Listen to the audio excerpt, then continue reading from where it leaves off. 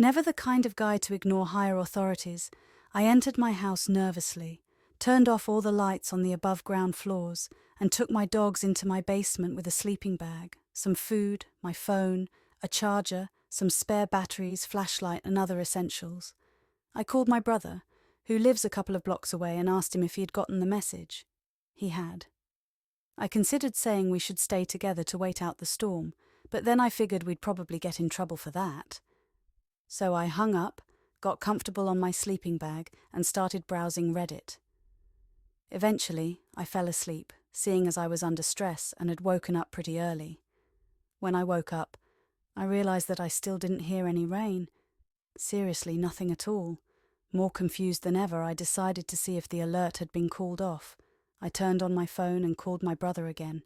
It went straight to voicemail though, so I gave up. I decided to risk it and go upstairs. I had to squeeze between the door and the wall to keep my dogs from following me upstairs, but I won and they stayed in the basement. I walked through my kitchen to the front door and looked out the window part of it. As I squinted to see outside in the dark, strange seeing as it was only 2 p.m. judging by my clock, the TV flickered briefly. I looked around at it and it flickered again, but this time every device on the ground floor flickered. Thinking little of it, I turned around and looked through the door again. Every house on the block had its lights turned off. Nobody was outside, except for one teenage girl. A thin, short-haired girl wearing what looked like a pillowcase walked unsteadily down the street, very slowly, looking as though she was having some difficulty.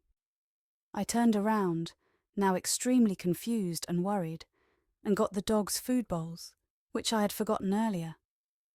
When I looked up, one of the houses, the one diagonally across from mine, right next to the house across the street and to the left, had its lights on and one of its windows broken.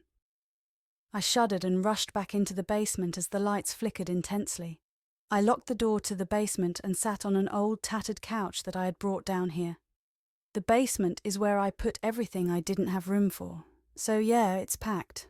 Oh yeah, I forgot to mention something that may be worth noting.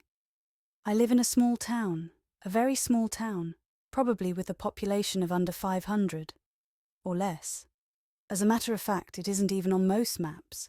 We never make any news, we never have any scandals or anything. This is the first interesting thing that's happened, I think, since Mrs. withheld, lost her dentures to a raccoon.